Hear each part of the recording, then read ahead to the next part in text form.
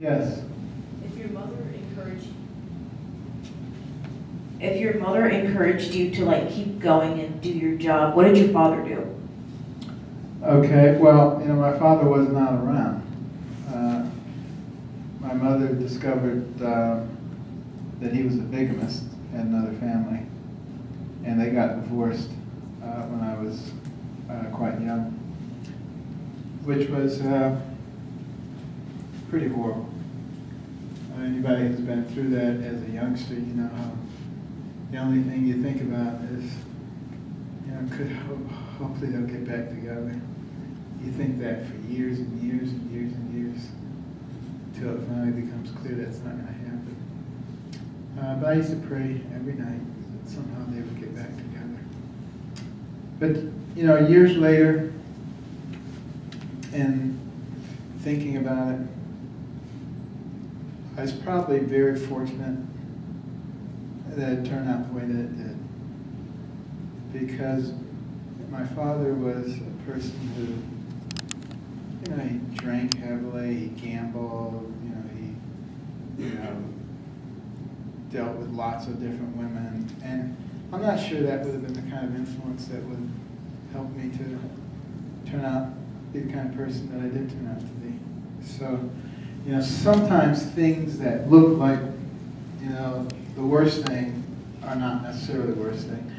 Now, had my mother not been the right kind of person, I'm sure I would not have turned out to be the right kind of person either. But, she was someone who was extremely determined that my brother and I would turn out to be successful. And my mother was a very attractive young woman with no end of suitors who promised her everything. But, she basically ignored them and worked 2 to 3 jobs at a time because she didn't want to take anything from them, but she wanted to make sure that we got a head start in life and to present the right kinds of opportunities for us. And I don't think that that's the ideal situation. I like a situation where you have a complete family. I made a special effort when my kids were young to make sure that they knew who their father was, because they wouldn't have, because I was so busy. When I wasn't operating or creating a new program at the hospital, I was traveling. So I made it a requirement for every place I went that my whole family had to come with me. So the kids, when they were little, had frequent flyer cards for every airline. And traveled all over the world, met all kinds of people. We had wonderful things to do. My wife kept them very well entertained.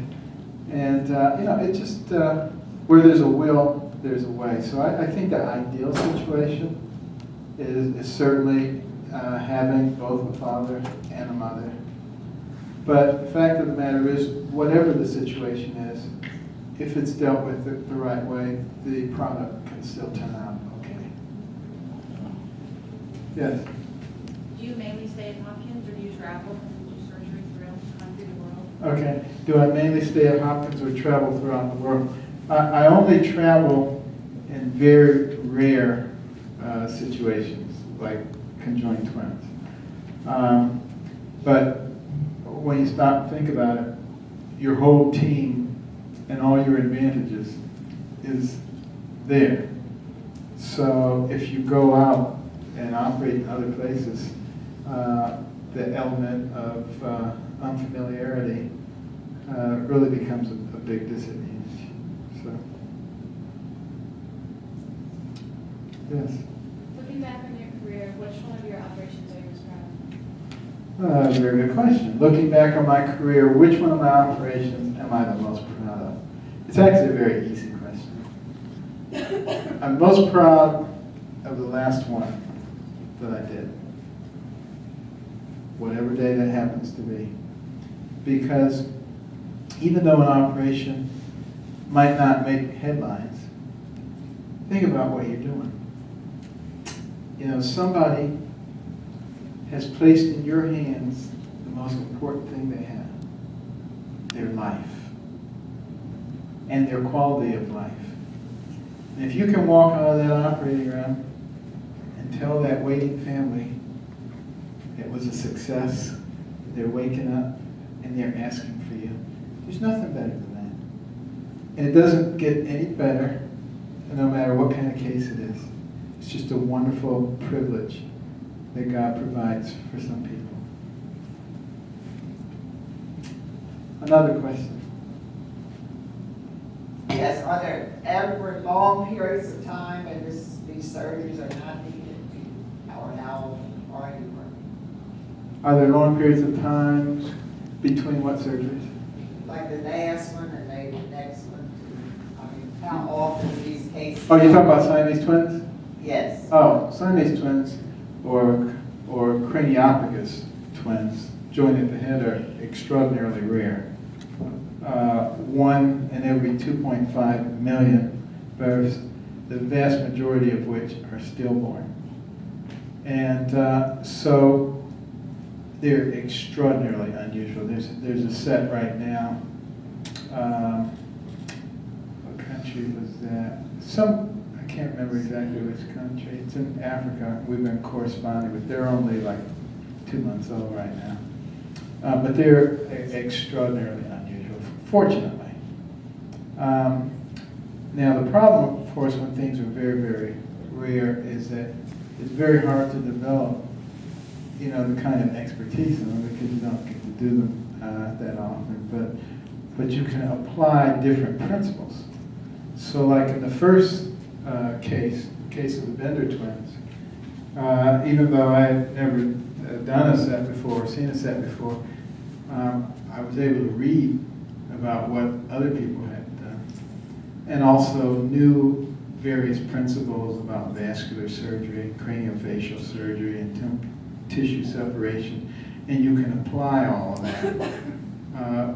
But generally, you're never going to completely be able to comprehend what's going to happen. You're always going to have surprises. We certainly had some significant surprises in that first case because we had planned on using hypothermic arrest. When we got to the critical part of separation, you cool the body until the heart stops, pump all the blood out, and then you can operate on those open vascular systems without them exsanguinating, and you can repair them, and then you warm the blood up, pump it back in, and start the hearts up again. And you only have 1 hour in which to get that completed because they can only stay in that state for an hour at infants. And that was tense. And we told people, don't tell us how much time we have left. Don't want to know that it's only 39 minutes left. There's only 21 minutes left. It's only 30. We don't need that extra pressure. They said, when the 60 minutes is up, start the pumps up. And if we haven't finished, well, it was going to be a bad outcome anyway. The cardiothoracic surgeons were wonderful. They were looking over our shoulders, noticing the shape and size of the defects in the vasculature, cutting pieces of pericardium, which is the covering of the heart, to just the right shapes, handing them to us. We could sew them in quickly. And we finished at 59 minutes and some seconds.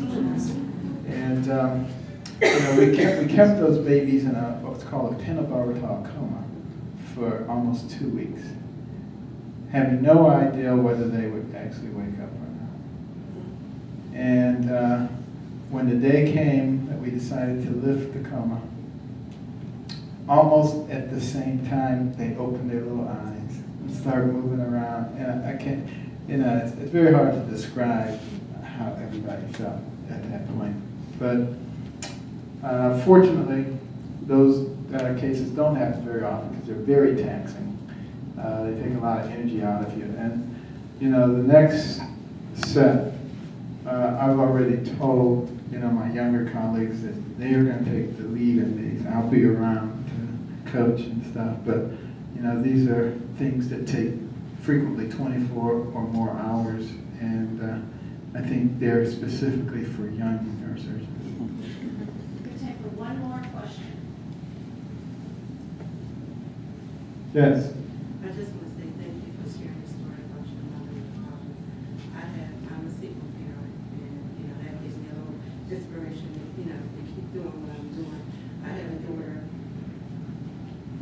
daughter's here, she's in graduate school, she's in a social work program. And my son here, he's here in the pre-med program here at Widener.